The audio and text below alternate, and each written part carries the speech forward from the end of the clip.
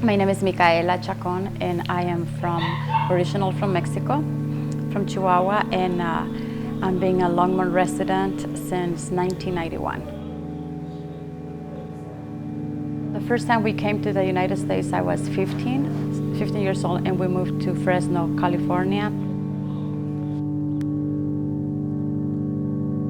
We were there for about a year and a half, and we moved back to Chihuahua, and then we started coming to Colorado for seasonal work on I believe it's 1989. We were working on the fields. I remember our second year we went to Nebraska, and my parents, we will come like April.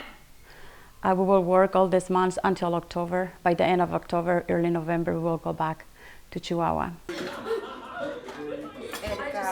There I have this involuntary movement that they call Tourette's, and some days it's very challenging, so I try to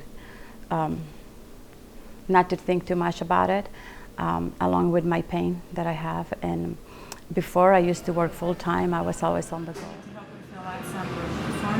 I was, I think, on the 16th or the 17th when I actually volunteered as a Spanish translator, that they were needing somebody who speaks Spanish.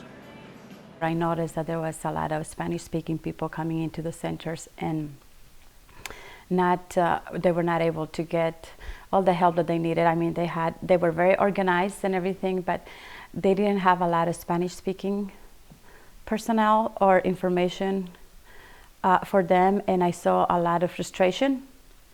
That's when I start realizing and wishing that I could do more than just direct them to FEMA or to the other tables. Entonces, perdieron cosas personales como ropa.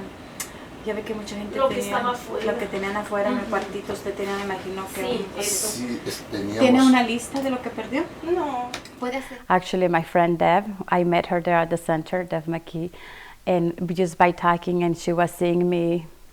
We were having a few conversations that, for me, instead of focusing on, being there, directing the people, I will go actually with the people or follow the people and talk to them and learn more about their situation. She started helping those families, and she and I connected, and we just decided to continue doing whatever we could for the Latino community in particular.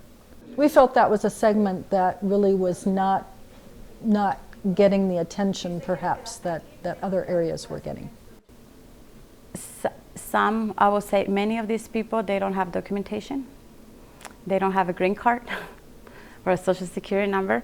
And I mean, talking about FEMA or, seeing these employees with the FEMA logo,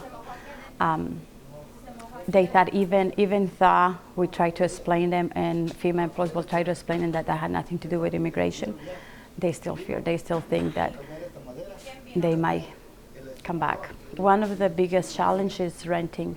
I mean, we're facing, most of these people that we're helping, they are mobile home owners, or they were renting a parking space, which was between $400 and $500. Now to go to an apartment here in Longmont, in the Longmont area, Lyons area, the price, it can be from $800 all the way up to $1,200 a month. So that's a huge increase for rental. Like I told my kids, you guys have everything. You have a nice house. You have a room for yourself. You don't have to share your room with your two other brothers or sisters. And this family, I mean, after the flood, they were living 2-3 families in the same trailer home or in the same apartment with only one bathroom. And those are the things that people should be aware. Well, they might be hearing it on the news, but they're not seeing it. Hearing and seeing is a way different.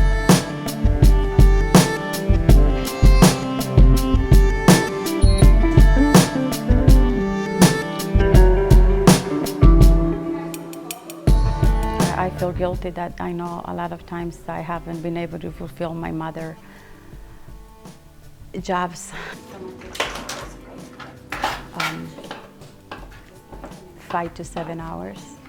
Lately, I've been trying to stay focused only for Monday to Friday, but I will make a few calls here and there. So some days I might be putting 8-9 hours a day.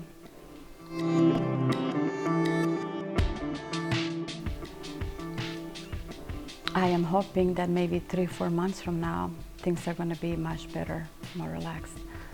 people will be able to find a good place to stay, and maybe by then they will start looking at some permanent options about housing.